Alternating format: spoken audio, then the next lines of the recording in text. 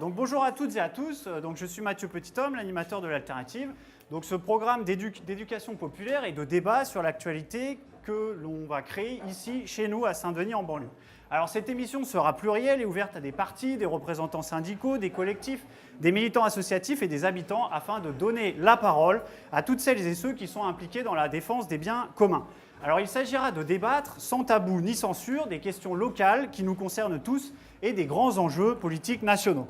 Alors à l'heure où on veut privatiser le service public ferroviaire, l'aéroport de Roissy, la Française des Jeux, où l'on veut sélectionner nos jeunes dès le berceau et à travers Parcoursup, où l'on supprime des antennes de la Poste et des classes en zone rurale et en banlieue, et où on nous dit qu'il n'y a pas d'alternative, il est urgent de faire émerger de nouvelles voix critiques. Alors ce programme aura 3 objectifs. Tout d'abord, mener une petite bataille culturelle. Deuxièmement, contribuer au renouvellement de l'imagination politique à gauche et mettre cette intelligence collective au service du changement politique. Alors premièrement, nous dit Antonio Gramsci, philosophe et ancien dirigeant du Parti communiste italien, la politique ce n'est pas simplement des élections et des bulletins de vote. C'est d'abord une bataille culturelle, une bataille d'idées que la gauche doit mener si elle veut redevenir majoritaire.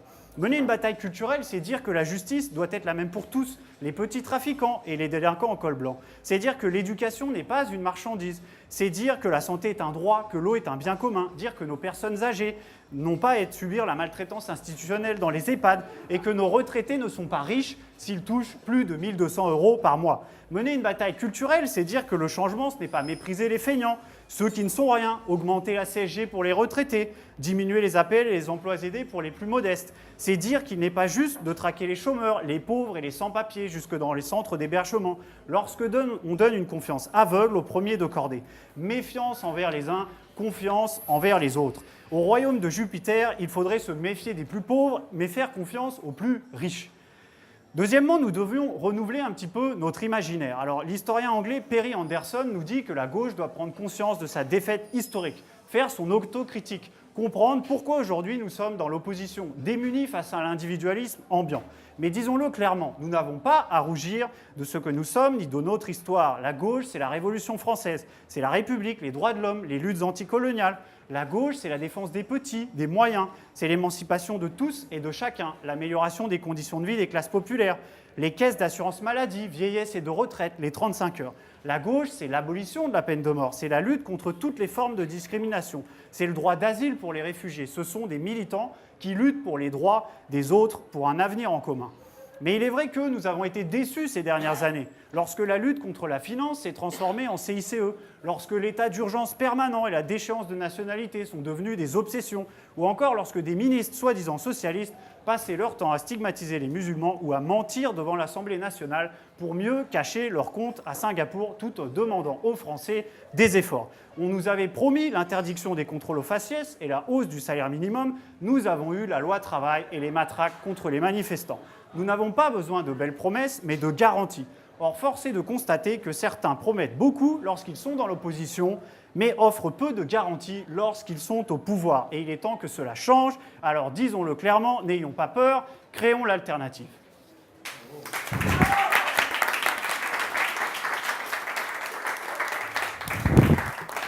Alors, pour ce premier débat, donc, nous avons l'honneur d'accueillir 3 invités. Donc, Thomas Guénolé, tout d'abord, qui est politologue et directeur de l'école de formation de la France Insoumise. Alors, nous accueillons aussi Sonia Pignot, donc, qui est membre d'Europe Écologie Les Verts, qui est maire adjointe ici à Saint-Denis, chargée de la culture. Bonsoir Sonia. Bonsoir.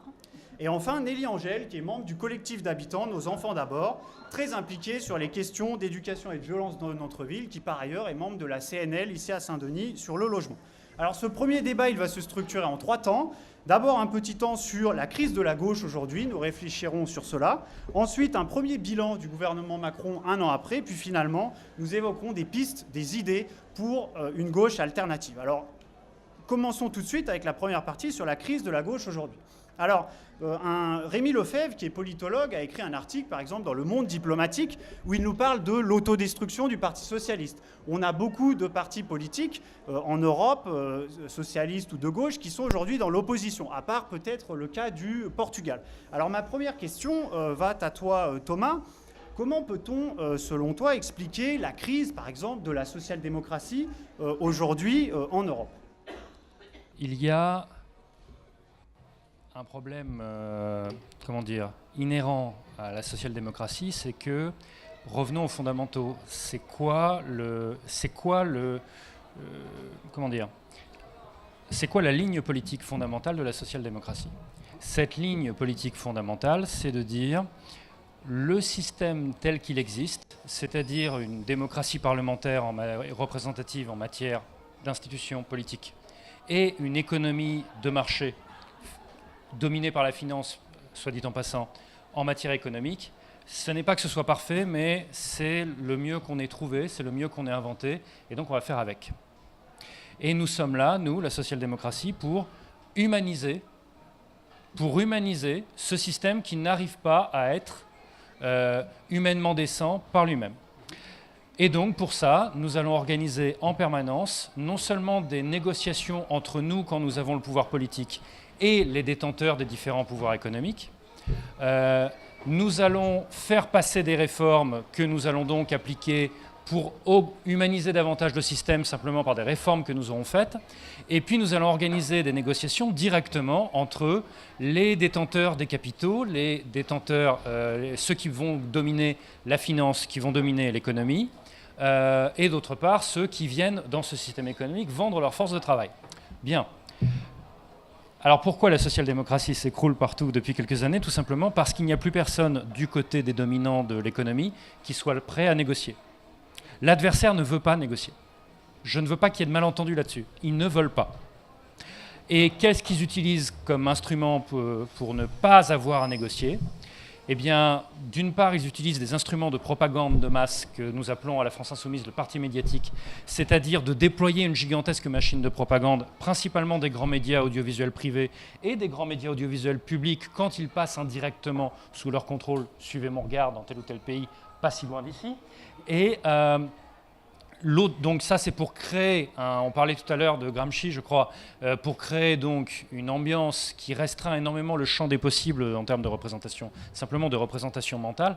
C'est-à-dire que pour remettre en cause le système, il faut maintenant un certain courage, ne serait-ce que par le côté mouton noir qui est immédiat, mais j'allais dire pas seulement dans le militantisme, juste à la machine à café, dans les couloirs de la boîte où vous bossez. Dans l'ambiance des bureaux du service public où vous bossez, à l'hôpital par exemple. Selon que vous avez voté ceci ou cela, c'est pas si évident de le dire quand vous bossez à l'hôpital. Ou dans les repas de famille. Hein, je pense qu'on a tous vécu l'ambiance dans les repas de famille quand on va dans des discussions politiques. Et donc, premier levier, l'existant, la construction d'une machine de propagande absolument colossale. Et d'autre part, l'économie internationale du chantage, c'est-à-dire, écoute, si tu modifies à la hausse tes protections sociales, les droits sociaux ou les règles de partage des richesses, eh bien, je vais délocaliser. Et donc, la social-démocratie s'écroule simplement parce qu'elle est passée de « nous allons humaniser ce système », ce qui était sa proposition initiale, à « faute d'autres parties prêtes à négocier », vous savez quoi? Certes, je suis en train de vous faire du mal, mais si c'était l'autre, ce serait pire. Et donc, heureusement que vous m'avez moi. Et ça donne la logique de la loi travail. On ne peut pas faire autrement, mais vous savez, ça pourrait être pire, ça pourrait être Sarkozy. Vous voyez? Et ça donne ce type de démarche. Donc, la raison fondamentale de l'écroulement de la social-démocratie, c'est celle-là. C'est que la quintessence de ce qu'elle est, ça ne marche plus parce que la social-démocratie repose sur le compromis et que du côté du capital, du côté de la finance, du côté des dominants, il n'y a personne qui veuille négocier. Voilà, je peux m'arrêter là dans un premier temps si ça vous va. Merci. Alors, merci Thomas. Alors, je me tourne maintenant vers toi, Sonia, parce qu'en tant que membre d'Europe Écologie Les Verts, il y a un autre aspect que l'on peut évoquer, c'est le fait que, par exemple, on a un mouvement écologiste assez impliqué dans des associations ici à Saint-Denis. Il y a un certain nombre d'initiatives, mais par ailleurs, on a un parti politique, les Verts, qui sont là aussi en crise. Alors, qu'est-ce qu'on peut dire sur cet aspect ? Comme vous venez de le dire, je pense qu'il n'y a pas de crise de l'écologie politique, mais il y a une crise des appareils politiques. Et ça rejoint et ça traverse actuellement tous les appareils politiques dits traditionnels. Vous venez de le rappeler, effectivement, le mouvement d'Europe Écologie, avant les Verts, a été traversé par ce débat de justement est-ce qu'on va vers la social-démocratie? Est-ce qu'on On fait en sorte d'aménager le capital, le travail, en essayant d'aller vers les organes de pouvoir, les institutions, là où on peut agir. Et il y avait effectivement, il y a un autre pan du mouvement. Et effectivement, le mouvement donc, des Verts, puis Europe Écologie des Verts, était traversé aussi par ces interrogations, avec une frange plus radicale qui disait effectivement on ne peut plus se contenter d'essayer de transformer le capital et de l'aménager, mais il faut aller vers une radicalité, c'est-à-dire une vision complètement différente des choses, une alternative, consommer autrement, travailler autrement, redistribuer les richesses. Et là, on est effectivement actuellement dans une crise majeure de l'appareil politique Europe Écologie Les Verts. Il y a des assises prochainement parce qu'on doit réfléchir effectivement à notre avenir. Moi, je crois profondément que la gauche, l'avenir de la gauche passe par l'écologie politique. Parce que l'écologie politique est une pensée globale, une pensée complète, et où on aborde les différents thèmes de la richesse, la mondialisation, voilà, l'exploitation des richesses dans d'autres pays, l'exploitation des travailleurs chez nous. Enfin, je peux dérouler très longtemps les fondements de l'écologie politique. Et c'est vrai que le paradoxe, c'est que, et là on va aussi vers la question de comment on réforme les partis traditionnels, de nombreux mouvements, y compris et beaucoup à Saint-Denis, en fait, eux appliquent dans le réel cette alternative. On a à Saint-Denis énormément de mouvements, les AMAP, les coopératives, les collectifs comme Mungawi, Oasis, la biodiversité, énormément d'acteurs qui pensent que de là où ils sont, en travaillant, en coopérant différemment entre eux, en consommant différemment, en faisant de la politique au sens, pas politicien, mais d'être citoyen, en fait, ce que moi j'appelle les nouveaux espaces de citoyenneté, s'expérimentent au niveau local. Mais ces mouvements n'ont aucun intérêt, enfin il n'y a pas d'enjeu pour eux de se raccrocher avec un appareil politique. D'où cette dichotomie actuelle. Et moi je pense que l'enjeu de l'écologie politique passe par ces mouvements. Donc l'enjeu, on voit bien, c'est arriver à rassembler à la fois tout ce qui se passe dans les mouvements sociaux, citoyens, et un débouché politique, en fait, d'une certaine manière. Alors, je me tourne vers toi maintenant, Nelly, parce qu'une autre question, en fait, qui est importante pour la gauche, c'est, on dit souvent, les partis de gauche se sont coupés des classes populaires. Alors, toi, en tant que membre d'un collectif, Nos Enfants d'abord, dans le quartier de Floréal-Saussé-Courty, tu es bien placé pour évoquer un petit peu, voilà, comment on pourrait réintéresser les gens à la politique, comment recréer ce lien. Les gens sont un peu coupés de tout parce que le capitalisme, il a tissé sa trame petit à petit, évidemment, en nous inondant avec la télé. Dans les années 75, en licenciant en masse tous les syndicalistes. En Seine-Saint-Denis, on a eu une vague très impressionnante. Je travaillais à cette époque chez François Brault, avocat, et donc ils ont un peu tué cela. Donc les gens maintenant, les gens avant, quand ils arrivaient, moi je suis dans un quartier où il y a surtout des cités. Je ne veux pas dire un quartier populaire parce que pour moi c'est Saint-Denis qui est une ville populaire et je n'habite pas pour moi dans un quartier populaire. J'habite dans une ville populaire. Donc ces gens sont là, on a beaucoup de gens issus de l'immigration. Alors avant, quand il y avait des immigrés qui arrivaient, moi je peux vous parler de Saint-Denis, ils se fondaient évidemment dans la masse puisque tout le monde allait travailler chez Rato, chez Chausson, chez Oskitch. Tout le monde était syndiqué, donc ils acquéraient des automatismes. Maintenant, tous les gens sont isolés. Alors, il y a le chômage, et d'autres qui arrivent ont un travail, mais tous ceux qui ont un travail, c'est du travail précaire. Donc, c'est très difficile pour ces gens-là, après, de pouvoir les intéresser. Donc, ce qui les fait réagir, c'est quand il arrive quelque chose dans leur environnement immédiat. Par exemple, cet hiver, il y a eu une montée de violence entre des quartiers. Donc les mamans se sont révoltées, elles se sont toutes réunies, elles ont commencé à faire des défilés dans Saint-Denis, on a créé un collectif. On retrouve aussi ça, par exemple, quand on menace de nous enlever des services publics tels que la Poste. à ce moment-là, les gens peuvent se fédérer. Mais c'est très difficile parce que les gens sont très repliés sur eux-mêmes. Ils ne viennent pas à nous. Moi, je disais, les réunions, on ne peut même plus en faire. Si on veut toucher des gens maintenant, il faut prendre sa table et ses tréteaux et aller en pied d'immeuble pour pouvoir discuter une demi-heure avec les gens. Les gens sont complètement repliés sur eux-mêmes. Alors bien sûr, il y a eu des batailles, comme des batailles par exemple contre des fermetures des classes, qui ont abouti. D'ailleurs, parce que c'est ça qui est bien, c'est que même nos petites batailles, elles peuvent aboutir. On s'est battu, par exemple, dans notre quartier contre le NPNRU, contre le projet qu'on nous proposait, une centralité qui venait d'on ne sait où, que personne n'avait jamais demandé. On a réussi, les gens se sont mobilisés, on a investi l'espace et on est revenu sur un projet qui nous convient. Donc, moi, je pense qu'en s'associant à des petites luttes comme ça, on peut arriver à peut-être faire en sorte que les gens se reprennent en main, reprennent leur vie en main, parce que là, ils se laissent mener et il faut discuter, c'est un travail d'éducation. Il faut sans cesse le dire, redire, ramener des gens à nous. Et il faut le faire avec les jeunes, il faut le faire avec les moins jeunes, il faut le faire avec toutes les couches de la société.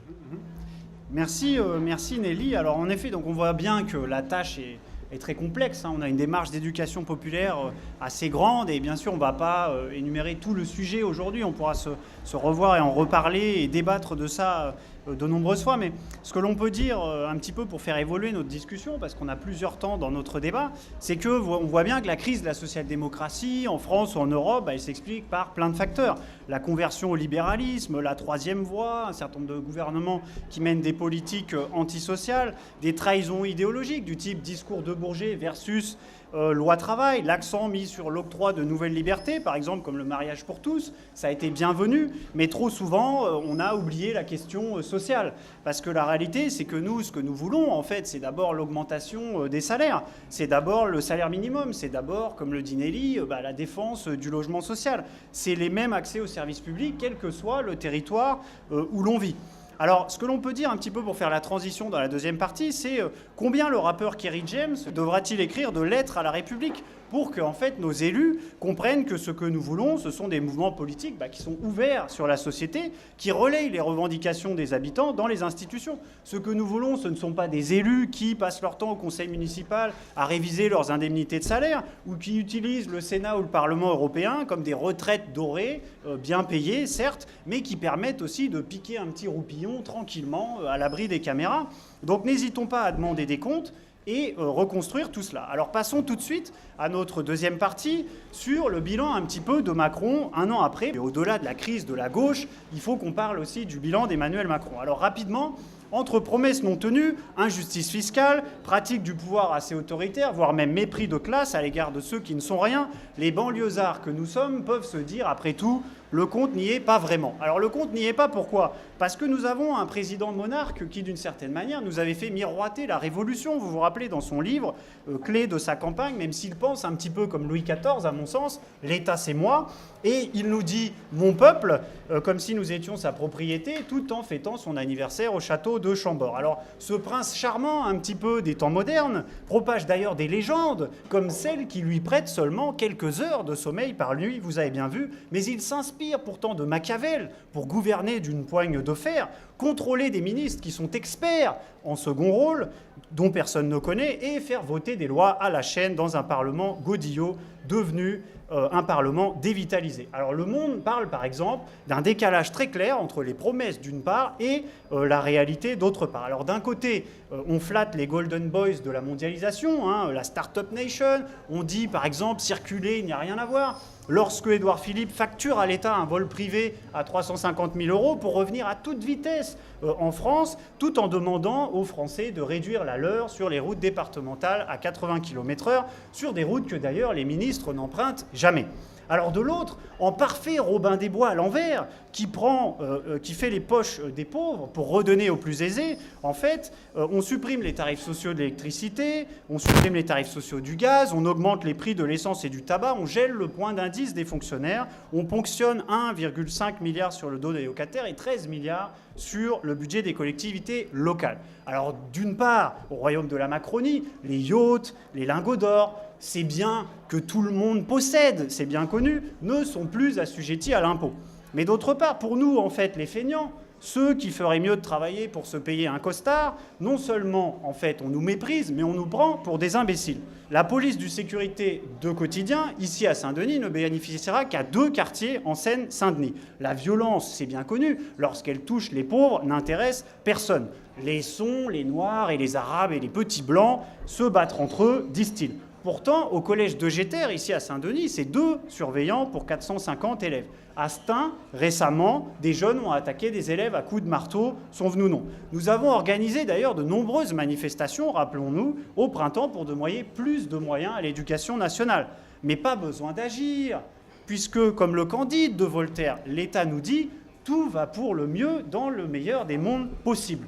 Alors lorsque le 5 avril dernier, M. Macron est venu à Saint-Denis, nous lui avions préparé un petit comité d'accueil, vous vous rappelez, tous ceux qui sont dans les mobilisations. Certains scandaient, dans tous les quartiers, un même droit à l'éducation, rappelons-nous. Mais la réalité, c'est que l'école publique en banlieue n'intéresse pas vraiment un président qui préfère d'ailleurs, rappelez-vous, assister au concert annuel des demoiselles de la Légion d'honneur, puis déambuler à la nuit tombée dans la basilique des rois de France, au cas où il trouverait son double devant les sépultures d'Henri II ou du roi Dagobert.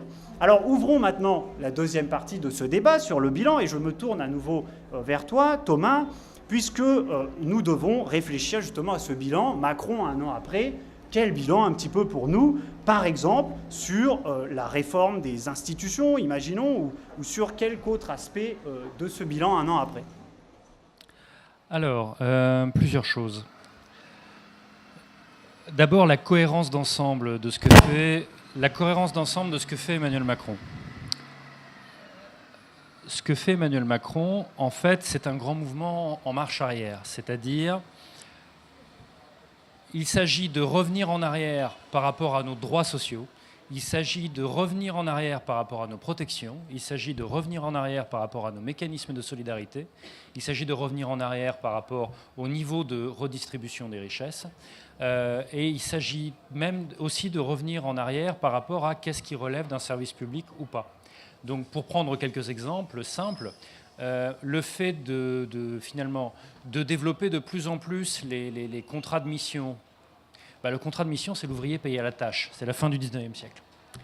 Le fait d'avoir finalement un secteur du rail qui sera bientôt majoritairement de droit privé et avec des grandes entreprises ferroviaires privées. Eh bien ça, c'est le retour à juste avant 1936.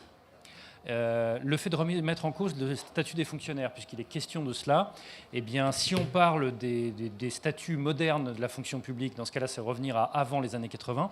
Et si on va vraiment jusqu'à attaquer le socle même des statuts des fonctionnaires, dans ce cas-là, c'est revenir à avant la Seconde Guerre mondiale. Donc je peux continuer longtemps comme ça. C'est simplement pour dire que ne vous laissez jamais enfermer dans le rôle du défenseur de l'archaïsme face à celui qui est dans la modernisation et la réforme, la flexibilité, l'avenir et je ne sais quelle foutaise. Votre adversaire est quelqu'un qui défend des choses, un retour à une situation encore plus ancienne que ce dont vous pouvez vous réclamer. Par exemple, la retraite à 65 ans, car, je voudrais le signaler, le fameux système de réforme des retraites, ils vont vous sortir une usine à gaz très compliquée, mais je vous la fais courte, c'est la retraite à 65 ans.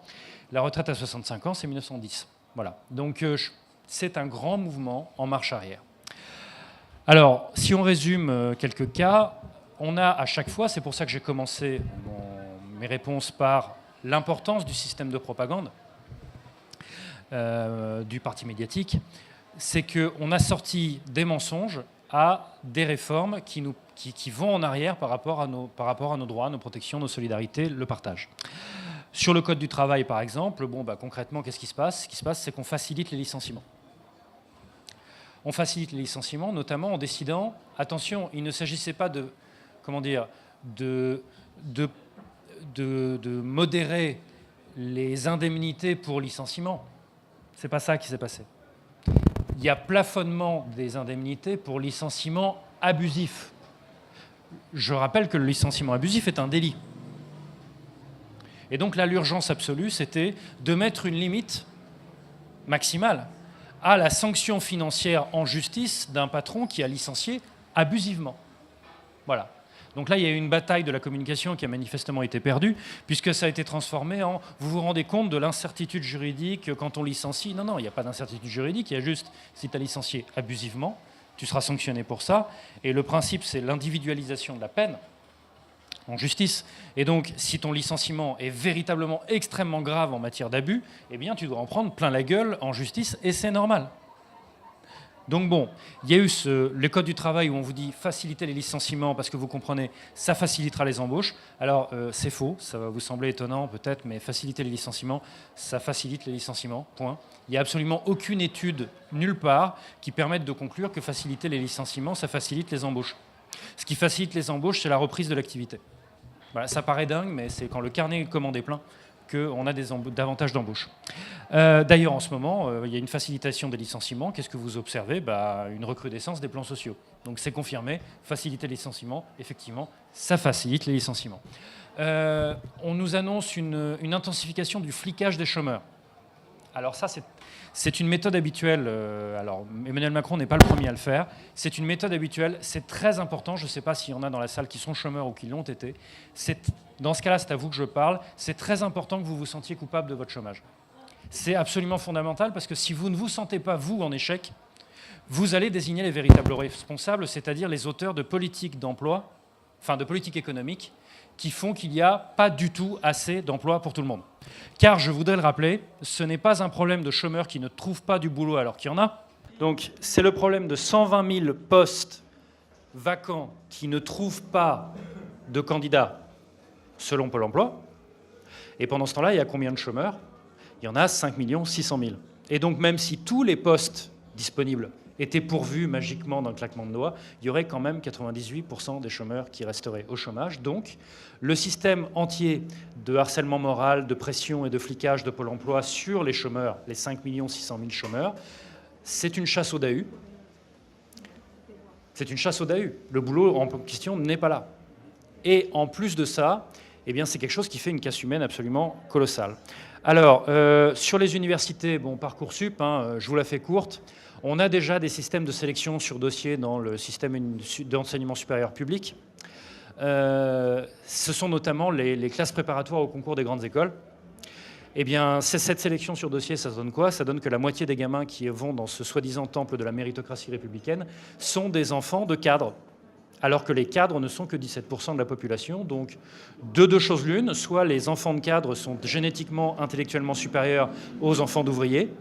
Bon courage pour essayer de défendre un truc aussi stupide, parce que c'est évidemment faux. Ou alors peut-être que quand vous mettez en place des sélections sur dossier, en l'état actuel d'inégalité scolaire dès l'école primaire, et c'est pas aux gens de Saint-Denis que je vais apprendre ça, eh bien vous vous retrouvez avec un système universitaire à deux vitesses. 3 derniers exemples brièvement. La réforme de la SNCF, on vous dit mise en concurrence, c'est encore un mensonge, pour une raison extrêmement simple. On ne peut pas faire passer 2 trains sur les mêmes rails à la même heure. C'est impossible. Donc si vous avez besoin de prendre le 5h57 pour Mulhouse, il n'y en aura qu'un. Et donc ce n'est pas de la concurrence, c'est du partage de monopole sur des créneaux entre des concessionnaires. C'est ça qui va se passer. Ce qui nous rappelle quoi ? Ce qui nous rappelle le partage du marché des autoroutes. Vous avez vu ce que ça a donné. Depuis, on se fait traire. Bon, eh bien, ça donnera nécessairement la même chose, puisqu'il n'y aura pas de concurrence. Enfin, encore un mensonge sur l'ISF. L'ISF, donc, qui a été supprimé pour les actions, les obligations, bref, les placements mobiliers.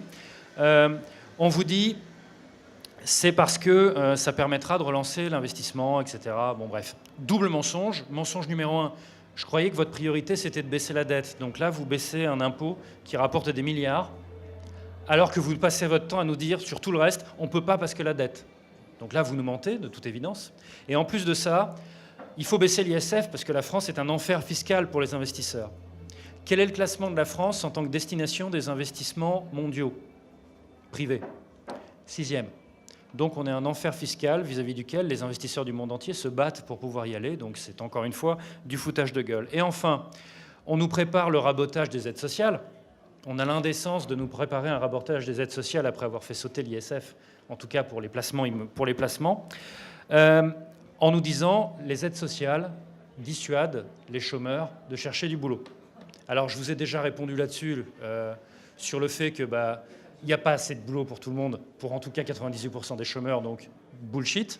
Et en plus de ça, uniquement 2 exemples très simples pour montrer que c'est totalement faux. L'idée que les aides sociales seraient trop généreuses et dissuaderaient de chercher du boulot, c'est quand même dégueulasse de développer. Avant même de répondre sur le fond, c'est dégueulasse. 1.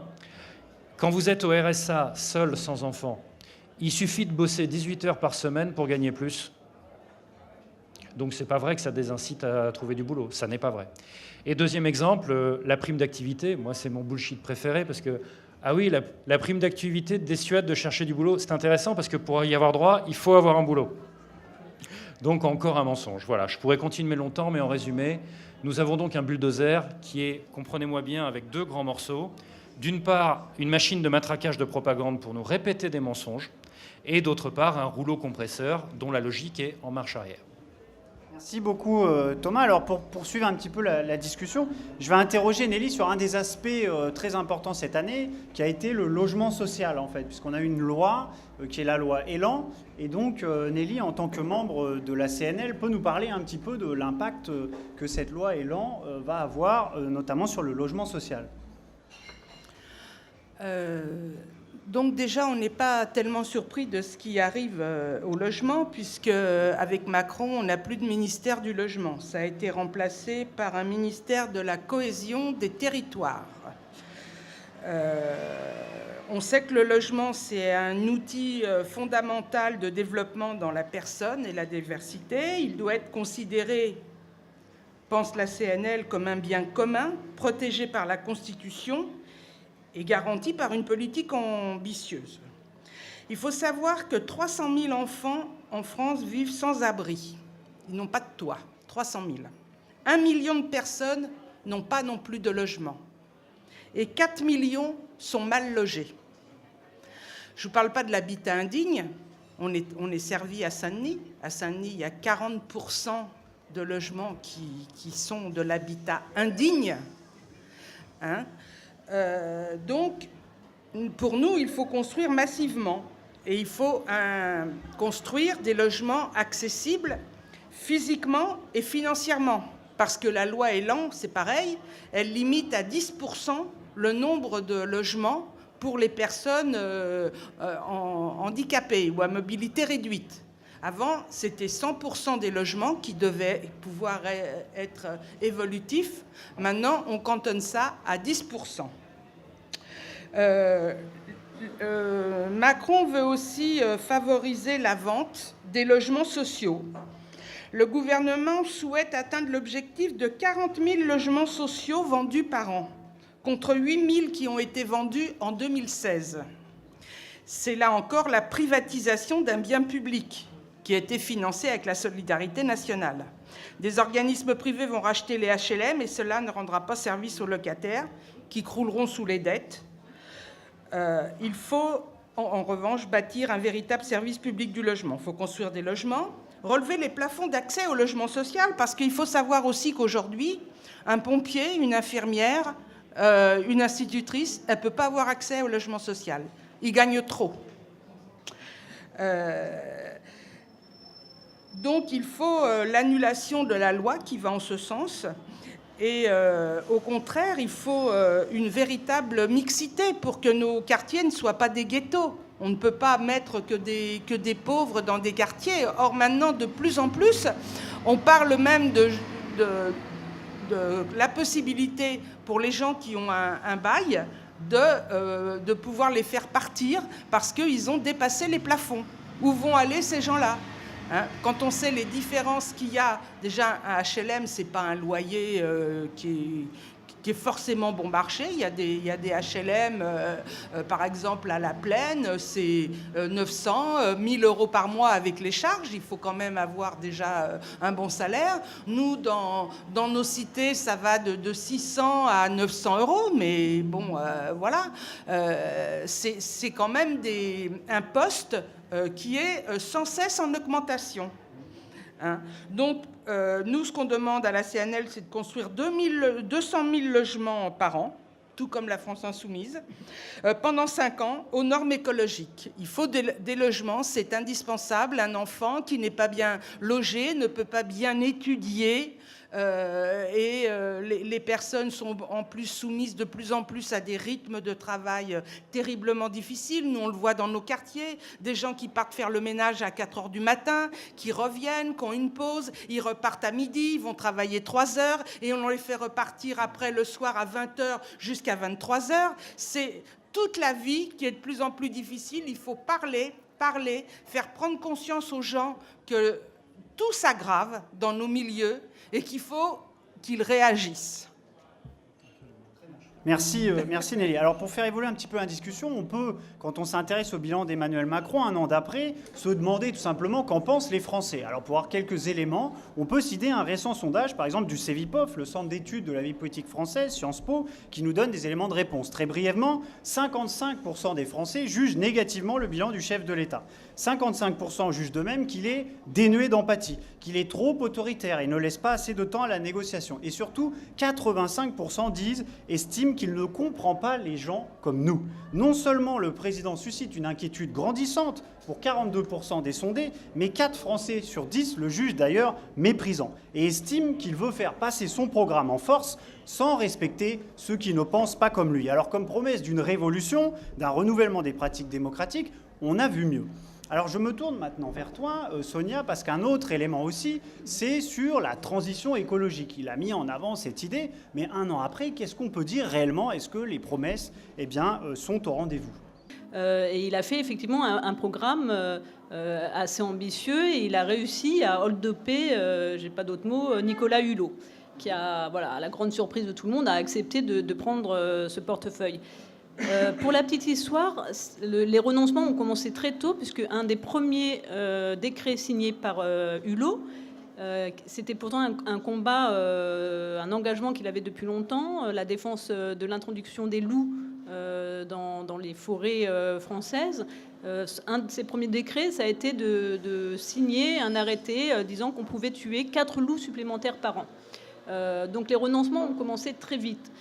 Évidemment, les renoncements sont un an après seulement, sont visibles, puisque au-delà de l'image qu'il donne à la COP21, moi j'ai cette image en tête où il déclare « Make our planet great again », c'est-à-dire moi je vais être le sauveur de la planète. Et l'image qui me vient en tête, qui est quand même surréaliste, c'est Macron qui plante un arbre avec Donald Trump dans les jardins à Washington, voilà, à la Maison-Blanche. C'est en fait tout ça montre bien que c'est une politique marketing, c'est une politique en trompe-l'œil, puisque on a perdu le combat sur le glyphosate récemment, alors que c'est un engagement qu'il avait rappelé il y a ne serait-ce que 6 mois, où il avait pris l'engagement ferme que d'ici 3 ans, il n'y aurait plus l'utilisation de ce pesticide qui est dévastateur pour l'environnement, qui tue les abeilles, qui est très mauvais pour les sols, pour les hommes, qui est soluble, enfin pas soluble dans l'air. On a perdu le combat sur les perturbateurs endocriniens à l'Europe. On a perdu le combat sur l'arrêt des centrales nucléaires, parce que là aussi, l'échéance est repoussée. On continue à faire fonctionner des centrales comme Fessenheim, où on sait qu'il y a des dysfonctionnements très graves. La sortie des énergies fossiles, là encore, nouveau renoncement. On va en fait de renoncement en renoncement, parce que comme vous venez de le dire, en fait, et on l'a dit en première partie, le point de centralité de Macron, c'est pas la politique écologique, c'est comment on sert les intérêts des plus riches. On voit bien que sur la loi environnement elle-même, il y a des aménagements maintenant, il y a des exceptions possibles qui n'était pas possible avant. C'est-à-dire que sous le coup d'expérimentation, Total pourra aller creuser des gisements. On vient d'autoriser des gisements aurifères en Guyane qui vont être dévastateurs pour l'écologie. Alors, la ligne de défense du gouvernement, c'est de dire « Ah bah oui, mais si on ne le fait pas, de toute façon, les chercheurs d'or dévastent eux-mêmes l'environnement, donc autant l'organiser ». Mais voilà, c'est ubuesque. On n'est que sur des lignes de défense. Moi, j'ai entendu la secrétaire d'État récemment. Je me suis dit, mais comment elle peut défendre ce type d'argument? Enfin, et comment Hulot peut encore rester dans ce gouvernement puisque c'est quelqu'un de conviction, donc on a du mal à y croire. Donc, en matière d'environnement, je ne parle pas ne serait-ce qu'en matière d'environnement, les renoncements sont patents. Je vous renvoie... il y a un récent communiqué de Corinne Lepage, qui est quand même pas ma famille politique, mais qui est engagée et qui avait soutenu le candidat Macron, qui a fait un communiqué il y a quelques jours disant que là, on a franchi la ligne rouge. Là, c'est même plus des renoncements. On a augmenté notre empreinte carbone depuis la dernière COP21. Enfin, voilà, tous les petits gains qu'on avait réussi à avoir avec les gouvernements successifs, avec du mal, on les a à nouveau perdus. Et c'est évidemment en lien avec la dérégulation du travail, le combat des cheminots, puisque on voit bien avec la mise en place des cars, enfin les circulations douces, etc. Enfin, c'est la politique de Macron. Enfin, faut pas s'étonner d'en arriver là. C'est un bulldozer qui va en marche arrière, pour reprendre Thomas. Très bien. Alors, pour faire évoluer un petit peu ce bilan d'Emmanuel Macron un an après, on peut peut-être faire un petit exercice de synthèse, comme on fait un petit peu d'éducation populaire. On peut regarder, par exemple, ce qu'ils disent, les promesses sur certains éléments, et ce qu'ils font, c'est-à-dire la réalité. Alors, prenons certains domaines, comme par exemple les sans-abri. Emmanuel Macron nous a dit « D'ici la fin de l'année, je ne veux plus personne dans la rue à Orléans ». Le secrétaire d'État, Julien Denormandie, nous a dit « C'est une 50aine de personnes isolées en Île-de-France, dehors pour être précis ». La réalité, c'est qu'aujourd'hui, il ne faut pas être très précis pour être secrétaire d'État. Parce que selon la Nuit de la Solidarité, c'est plus de 3600 personnes qui, en pratique, sont SDF à Paris. À Marseille, c'est 12 500 SDF. On considère qu'il y a à peu près 500 morts dans la rue en 2017. Et à Paris, Lyon ou Lille, c'est 4 appels sur 5 au 115 qui n'ont aucune réponse. Et l'INSEE, l'Institut national de statistique, en 2012, estime par exemple qu'il y a 141 000 sans domicile aujourd'hui en France. Alors on nous a promis qu'on allait lutter contre la pauvreté, mais la réalité c'est qu'on lutte surtout contre les pauvres. Alors si on regarde par exemple sur la politique du logement d'abord, on nous a annoncé un budget de 200 000 €, la construction de 40 000 logements très sociaux en quelques années. Et la réalité qu'on a déjà évoquée, c'est une coupe de 1,5 milliard dans le budget des bailleurs sociaux, c'est 10 millions d'euros à répartir dans 15 territoires et c'est l'objectif de vente de 40 000 logements sociaux par an. De même, par exemple, sur la rénovation urbaine, on a dit on va doubler le budget de l'Agence nationale de la rénovation urbaine. L'État va donner 1 milliard, mais les 9 milliards restants, on ne sait pas qui va les financer. Alors très vite, on ne va pas tout évoquer, mais on a annoncé par exemple l'Agence nationale de la cohésion des territoires. On n'a aucune info ni sur les moyens ni sur ses missions. Sur la violence faite aux femmes, vous vous rappelez, après le scandale Weinstein, on a dit c'est une grande cause du quinquennat. La réalité, c'est qu'on a un budget équivalent de 30 millions d'euros, comme l'année dernière. Seuls 15% de ces crédits seront donnés à la lutte contre les violences et les ordonnances de la loi travail vont supprimer les CHSCT, qui étaient des outils de prévention, parce que 25% des agressions sexuelles ont lieu sur le lieu de travail. Alors on pourrait en fait résumer un petit peu avec une chanson populaire. Ça serait parole, parole, parole. Si l'on regarde les fonctionnaires, par exemple, M. Macron nous a dit « J'augmenterai votre pouvoir d'achat comme celui des salariés, des entreprises. Votre salaire net sera augmenté. » La réalité, la hausse de 1,7 point de CSG ne se traduira par aucun pouvoir d'achat pour les fonctionnaires. On a le gel du point d'indice, le jour de carence, on a la suppression de 120 000 postes. Donc là encore, parole, parole, parole. Et si l'on regarde par exemple sur d'autres mesures, je supprimerai la taxe d'habitation pour 80% des Français. Rappelons-nous, c'est ça qui l'a fait élire. Ce n'est toujours pas en vigueur. Au départ, on nous a dit c'est 10 milliards et maintenant on dit ça va coûter 18 milliards. Et la Cour des comptes vient juste de dire c'est 26 milliards en fait que cela va coûter. Et qui va financer? Eh bien on ne sait pas. Ce que l'on sait, c'est qu'il y a des coupes dans les collectivités locales, 13 milliards. il y aura certainement une hausse de la taxe foncière et puis très certainement d'autres impôts. Alors pour conclure, on pourrait très bien dire avec cette chanson populaire « Parole, parole, parole, parole, parole, parole, Macron c'est le président des belles paroles ». Très bien. Très bien. Merci. Alors, passons rapidement, si vous le voulez bien, parce que tout cela va très vite, mais nous devons aussi parler un petit peu des idées que nous pouvons proposer dans cette troisième partie rapidement. Parce qu'il ne s'agit pas simplement de critiquer un petit peu le bilan de M. Macron, mais il s'agit aussi de proposer. Donc c'est le troisième temps de notre émission. Alors pourquoi proposer des choses? Parce que par exemple, rapidement, dans une tribune publiée dans Le Monde, la politologue Agathe Cagé nous dénonce des gouvernants qui seraient trop éloignés de la vie des idées. Trop souvent, lorsqu'ils sont dans l'opposition, les responsables politiques font preuve d'une grande paresse intellectuelle, en fait. Ils se contentent de critiquer. Ils attendent de cueillir le pouvoir comme la pomme qui tombe de l'arbre. Mais la politique, ce n'est pas juste critiquer, c'est aussi proposer des choses. Et c'est à notre maigre niveau ce que nous avons essayé de faire en assumant notre part du travail. Alors je me tourne à nouveau vers toi, Thomas. Si l'on pose cette question, par exemple, quelles idées pourrions-nous mettre en avant pour une gauche alternative? Par exemple, sur la démocratisation des institutions ou sur l'économie, le partage des richesses. Qu'est-ce que l'on pourrait dire pour nous inspirer un petit peu? Alors, il n'est pas question, évidemment, de résumer l'avenir en commun en 5 minutes. Mais il est question d'être capable, parce que ça peut toujours... N'hésitez pas à faire ça chez vous. Il est question d'être capable de définir de manière très claire et très directe les priorités absolues. Et c'est ce que je vais essayer de faire maintenant. La priorité absolue, totale, cardinale, c'est l'écologie.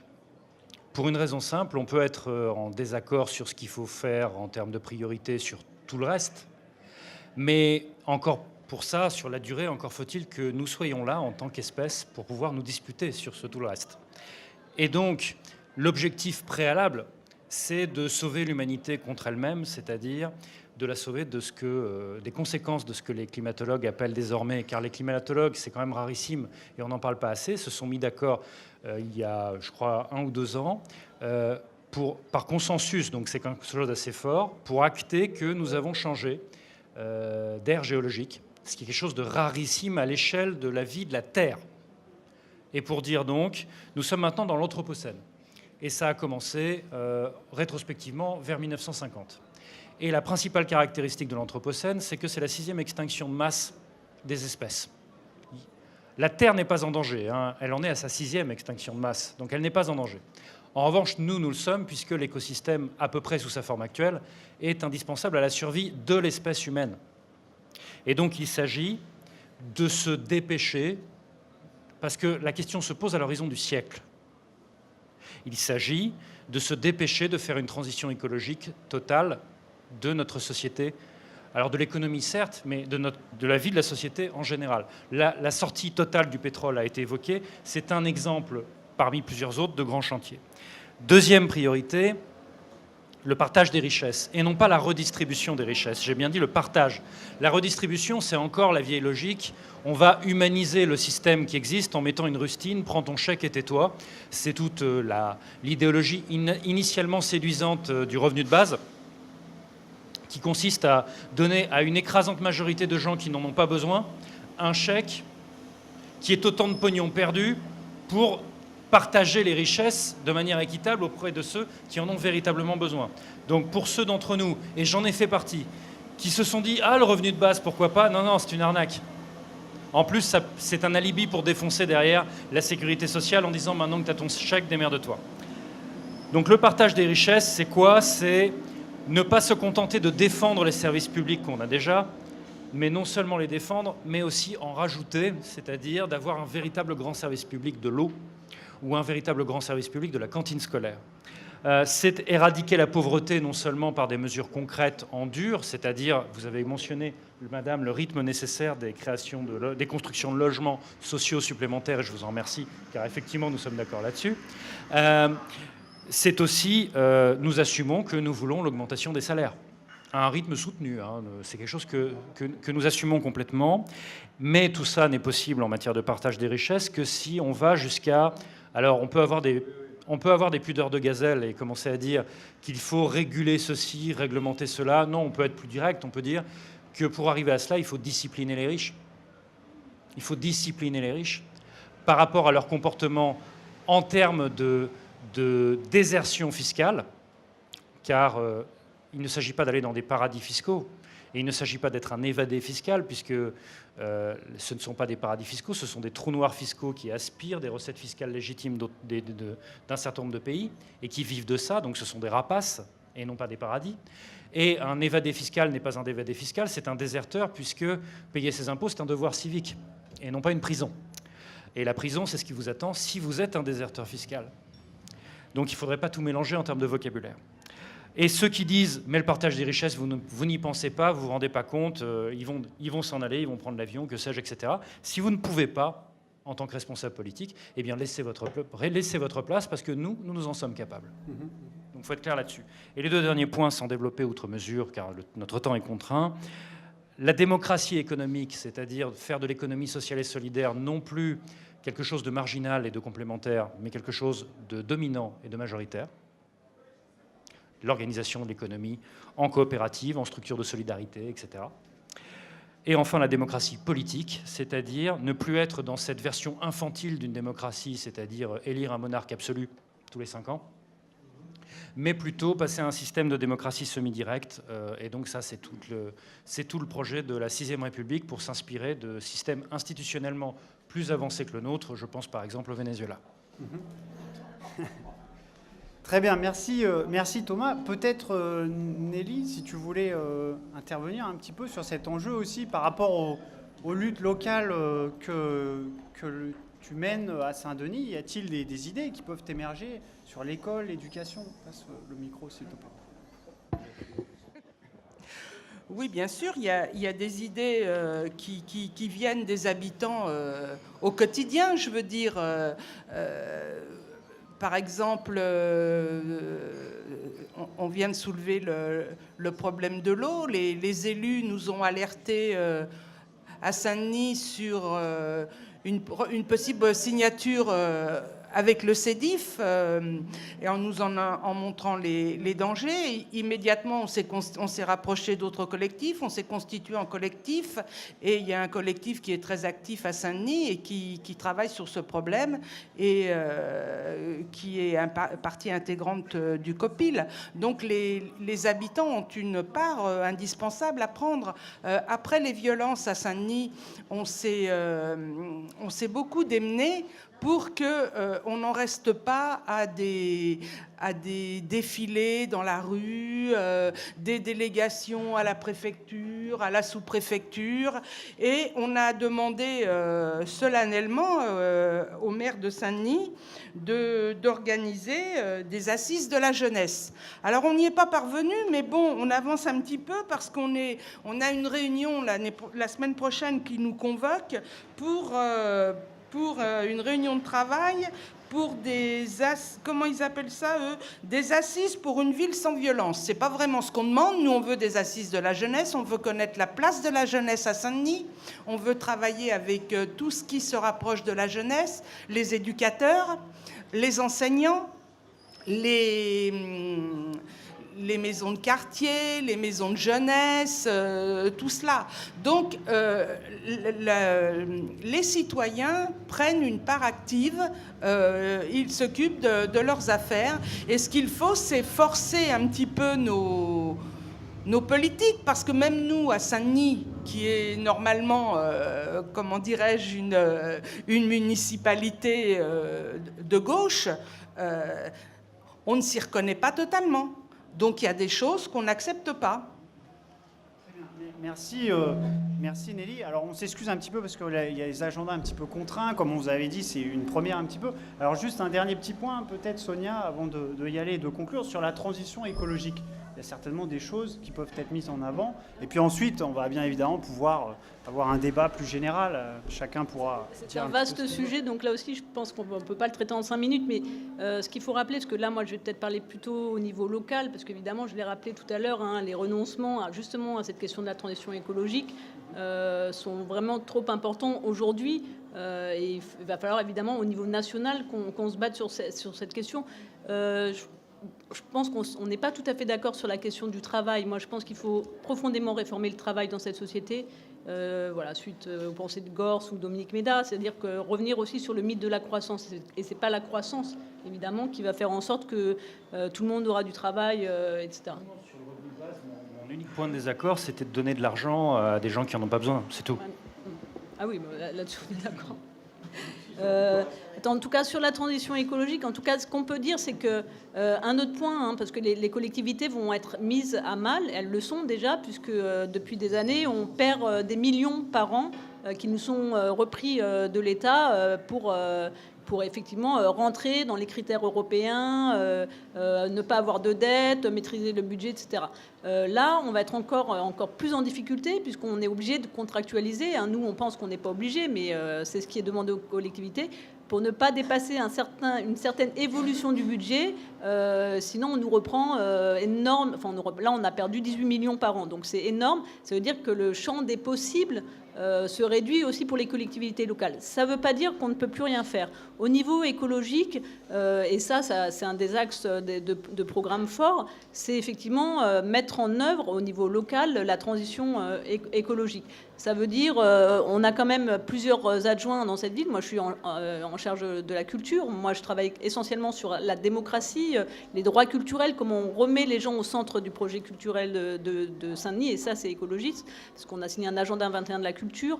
Mais c'est évidemment introduire plus de bio dans les cantines, faire en sorte d'avoir des friches urbaines qui peuvent être cultivées, qui peuvent devenir des jardins partagés. C'est avoir fait en sorte que les terres de Kersanté ne soient pas constructibles, mais puissent redevenir une ferme urbaine où les gens vont pouvoir aller chercher des fruits, des légumes, apprendre à planter, voilà, donc préserver les terres cultivables. C'est se battre pour la sauvegarde du parc Georges Valbon, ou le parc de la Courneuve, plus connu, aux côtés des collectifs. C'est se battre évidemment pour un service public de l'eau, parce que la question des biens communs est centrale dans notre avenir. Et effectivement, moi je pense que si déjà on ne sauve pas notre planète, le programme politique par lui-même n'est pas très conséquent. C'est évidemment travailler sur les mobilités douces, donc développer la place du vélo en ville, permettre à chaque enfant, ce qu'on a fait récemment, d'avoir un permis de vélo, c'est-à-dire avoir un vélo jusqu'à ses 10 ans, régulier, remis en état. Et c'est développer ce qu'on a encore du mal à Saint-Denis à faire, parce que c'est aussi lié aux contraintes des gens. On est dans une métropole, ne l'oublions pas, donc les gens se déplacent, vont travailler très loin. Certains ne peuvent pas y aller en transport, donc utilisent leur voiture. Donc c'est aussi repenser la localisation des emplois pour éviter justement les déplacements en voiture, limiter le diesel. Là encore, on a perdu sur ce terrain. Et évidemment se battre pour l'enfouissement des bretelles d'autoroute qui, dans cette ville, ont défiguré quand même cette ville. Voilà, donc c'est concrètement, c'est agir sur l'environnement, mais agir, c'est ce que vous venez de dire, sur la démocratie participative et faire en sorte qu'on se batte aux côtés des collectifs. Voilà, sans les collectifs, on ne peut rien faire. Alors merci beaucoup. Alors on est désolé un petit peu, on a l'emploi du temps contraint, comme on l'a dit, c'est une première aujourd'hui. Après on va pouvoir débattre un petit peu entre nous, mais pour le format, on va essayer de conclure d'abord sur ces questions. Alors le temps est venu de dire un petit peu quelles idées pour une gauche alternative. La première question que l'on a posée, nous devons bien évidemment conclure. Alors, c'est un premier petit débat. On a fait un petit travail d'autocritique nécessaire sur la crise de la gauche, sur les raisons qui nous amènent à être ici aujourd'hui, parce que prétendre changer les choses, on ne peut pas le faire sans d'abord balayer devant notre porte. Attends un petit peu. Ensuite, on a proposé une critique du bilan du gouvernement Macron un an après, et on a vu que pour flexibiliter le marché du travail en faveur des grandes entreprises, pour baisser les impôts de ceux qui ont financé sa campagne, les promesses sont en effet tenues. Mais pour tous les autres, les petits, les moyens, la résignation a fait place à l'amertume parce que le renard, rusé et duplice dans la conquête du pouvoir, a cédé la place au lion autoritaire et cruel. Alors dans un troisième temps, bien évidemment, c'est aujourd'hui seulement une petite introduction, mais on a cherché à évoquer des idées, des politiques publiques alternatives, parce qu'on ne doit pas seulement penser contre, on doit aussi penser pour redonner du pouvoir aux citoyens, pour l'éducation et la santé de nos enfants d'abord, pour consommer autrement, pour des villes plus durables. Alors comment cela peut-il se traduire concrètement dans nos villes et dans nos vies? On a évoqué quelques pistes. Redonner du pouvoir aux habitants, c'est par exemple instaurer des référendums d'initiative citoyenne. C'est une plus grande éthique dans la gestion des municipalités, l'encadrement des salaires, la signature de déclarations d'intérêt, l'obligation de présence par exemple au conseil municipal. On a évoqué des postes d'ATSEM en maternelle par exemple, soutenir des maisons de santé dans nos quartiers, des crèches municipales, etc., etc. Soutenir nos villes populaires et solidaires. Je ne vous refais pas tout le topo, le logement social, bien évidemment, la piétonisation de nos centres-villes, lutter contre la spéculation immobilière, défendre les parcs, lutter aussi pour l'enfouissement, par exemple, des bretelles d'autoroute, les effets de la pollution dans nos villes, le maillage des transports, etc., etc. Et nous l'avons dit, nous l'évoquerons ultérieurement, construire un avenir en commun, c'est aussi, par exemple, soutenir les projets locaux de passage en régie publique de l'eau. Parce que, comme ici à Plaine Commune, l'accès à l'eau, c'est l'affaire de tous et de chacun. Parce que les premiers mètres cubes d'eau distribués pourraient être distribués gratuitement, puisqu'ils sont équivalents aux besoins fondamentaux des personnes. Et puis parce que seul le contrôle public permet d'éviter que les multinationales ne s'enrichissent sur notre dos. Alors pour conclure, les idées ne manquent pas, nous en reparlerons une prochaine fois, mais surtout, n'ayons pas peur, créons l'alternative.